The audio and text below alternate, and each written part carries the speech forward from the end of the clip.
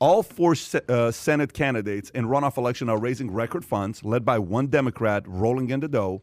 According to Politico, Ossoff brought in $106.8 million in 2 months, making him the best-funded Senate candidate in history. His opponent, David Perdue, brought in $68 million in the same time frame. Now, Ossoff is the Democrat, Perdue's the Republican. In the other race, Warnock brought in $103.4 million, while Republican Kelly Loeffler raised only $64. So the Democrats have raised $40 million more than the Republicans so far. The previous fundraising record for a U.S. Senate candidate was held by Democrat Jamie Harrison, who raised $57 million in his unsuccessful bid to defeat Senator Lindsey Graham in South Carolina. All four of the Georgia candidates easily surpassed that number. Having said that, Tom, thoughts? Ellsworth. I think they got it all wrong. There are exactly 11 million people that live in the state of Georgia. 11 million. Okay. And listen to what was raised. Why doesn't somebody just send every single one of them a $20 Starbucks card? They could literally do that. That's right. With all this money, they could have just said, "Listen, this is what I'm gonna do." I think it's amazing. It's a testimony to what's hanging in the balance, and what's hanging in the balance is the U.S. Senate and conservative or liberal legislative principles. That's it. Zenner, what do you think? You know, I'm glad I don't live in Georgia. That's all I can say. I hate political ads, and could you imagine how you're being? It would ruin your holidays. That is crazy. It would be the absolute worst. Now, here's the craziest thing about it: these Democratic candidates are raising so much money. It's literally insane. Over $100 million for one candidate for one race. But yesterday, one of the narratives is they're running out of money. That they're going to have to choose pretty soon between boots on the ground, it sounds like a war, doesn't it? Or TV ads. And Chuck Schumer even came out and said that he's quote-unquote pessimistic. He tried to back away from that comment a little bit, but pessimistic about the Democratic chances. Now, they have to run the table, the Democrats in Georgia. They're going to win both of them, right? So the Republicans only have to win one. There are so many interesting subplots to this. Loeffler, you know, who's a very, very successful, established, credible person getting torched by the NBA, the WNBA. She's an owner in the WNBA, and they have, from her team and the entire league, have basically mobilized to try to take her down. TikTokers have now become... Let me tell you, credit to TikTokers. I mean, people cannot downplay the TikTok game. It's insane. I mean, they had a hand in the regular election, even leading into the debates and into the primaries, and even now. Now, I will say this happily: there are some Republican-based TikTok groups too, because you only hear about the little liberals that are out there trying to strim things up. But there's like one conservative one that has 1.5 million followers on theirs. So it looks like it's both ways. But TikTok, I mean, everything is going to make a difference in this election because so much is at stake. Yeah. So here's what I can tell you. What I notice.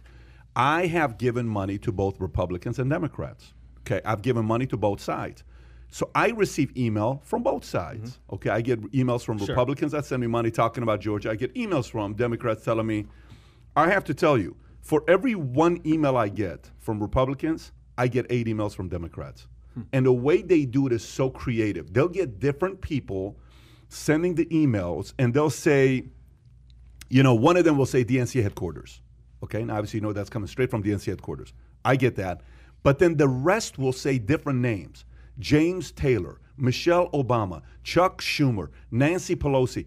They have 100 names that I get emails from. So every time I open it up and they'll say, Patrick, this year I went all in and helping elect Joe Biden, and then they'll go into this Georgia, will you donate $7 directly to DNC to flip Georgia, fund to help win the runoffs, elect the Democratic-controlled Senate, and win essential races in a month? So here's the point I'm trying to make to you. Somebody may say, well, Pat, why would you give to both parties? Strategically, for me, I want to learn what both sides are doing. That's one. 2, the approach that Republicans are taking versus Democrats. I got to tell you, Democrats are playing more offense than Republicans are. And whether there's a part of this where there is this confidence to say, we have it, don't even worry about it. That's the problem sometimes when you get too cocky. We have it, don't even worry about it.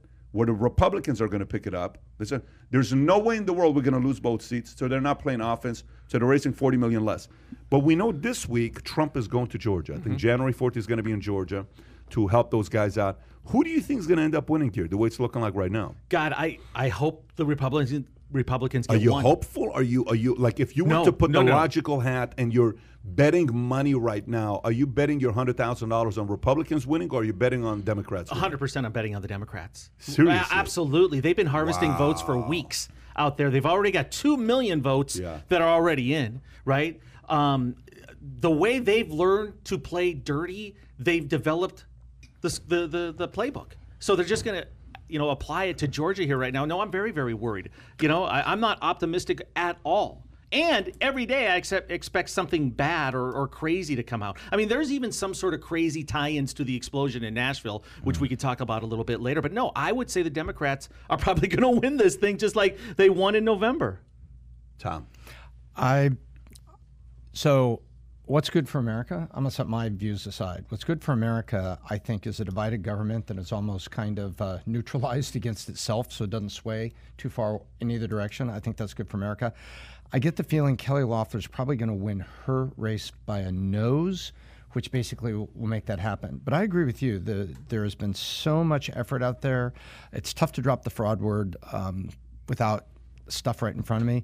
But when you see that 82% of Confederate soldiers have voted, I'm thinking, there's things going on. I wonder if these TikTokers, do they really know all the ramifications of what they're trying to do and how it ultimately will affect them? I mean, if this country is run exclusively by the left, it's not great for anybody, really, truly, except a lifelong politician, maybe, people that want to have just absolute power.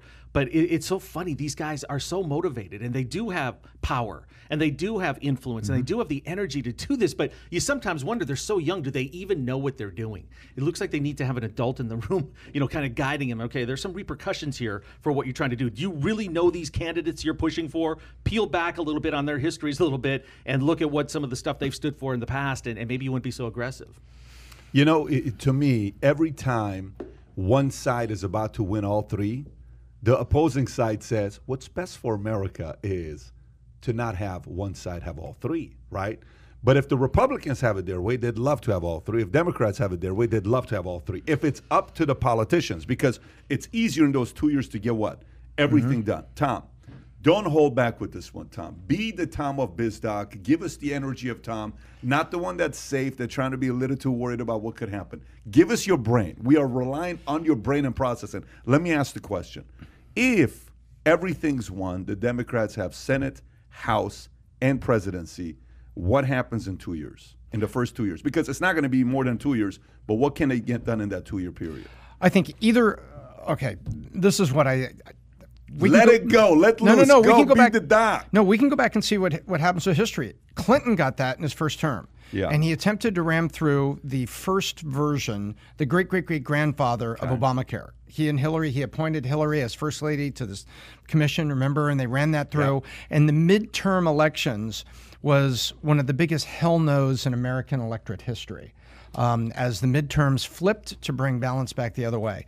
I am conservative. I want to see Kelly Loeffler win because I think that's the best chance for the Senate holding up conservative business policy and tax policy that I care deeply about. But I really think that if they win all of it, they're going to fumble the opportunity for two reasons. One, there's a civil war going on in the Democratic Party. AOC is pissed that she doesn't have a cabinet post or someone close to her on the squad that has some sort of a cabinet post. So the hard left is very upset with the moderate left. Somehow, some way, Elizabeth Warren is not in the mix. It's a more moderate cabinet. So there is and Bernie. So Bernie, Liz, AOC, and the squad, there is a civil war on the Democrat side pushing. How real is that? How real is that civil war? I think it's damn real. Is that just articles being written on the right, or is that really happening? Now, I think you look at the position you look at what AOC is saying and look at the position of stuff. I think you can see it. Please, totally believe it. Totally believe it. They think they can push through any. They think they're Teflon. They literally do. I mean, they got voted into the House. You agree? I agree. I think they can't believe anybody would be opposed to them. They want absolute power, this squad, and what they're looking for. And they can't understand any resistance to it whatsoever. It just doesn't register for them. So it will be an all-out war. So then let me Democratic ask you a question. So you asked me about midterms. Yeah. And I think the pendulum will swing the other way on midterms because the wrong thing, if I was running strategy for Biden, I would say, listen, the wrong thing would be too much too soon while these conservatives are still triggered and activated. Midterms are going to come quick. But I think they're going to go a little too fast. I think they're going to do a little too much. And I think it's going to swing back the other way. I think Biden at his heart is a little bit old school. I really do. I don't think he's buying into all this. I mean, he did things a certain way for 40 years. He's used to backroom deals, in the Senate. And he's been part of all of this for the last 40 years. He's not going to embrace all this radical change right away. I'm hoping. I'm giving him the benefit of the doubt right now. But I'll disagree with you guys on one thing. I think politicians' number one motivation is self-preservation. And I think if they felt they owned all three, the House, the Senate, and the president, that they knew there would be such turmoil in 2 years, half of them would be gone. So I think there's some sort of benefit. Oh, you mean some on the left that are saying it's not good? I think deep down, I don't think they all believe that it's the best scenario for their party, for themselves, because they could be swept away. Even a long-term congressman could be, sent packing in the upheaval in 2 years. So I think that most of them are thinking, I just want to stay here. I want to clean sail through my next election in 2 years and just stay here. So I think they'd be okay if the Democrats didn't control the Senate. So did Biden come across, now that this is taking place, now that's already, everything's going through the way it is, and the last thing that's left is with, Pence, having to sign off, and I think Pence is being sued right now for possibly not being able to sign off, holding back and, what things he could do himself. So Biden's coming out now being way more moderate than people thought he was going to be. Is he more moderate than Obama was?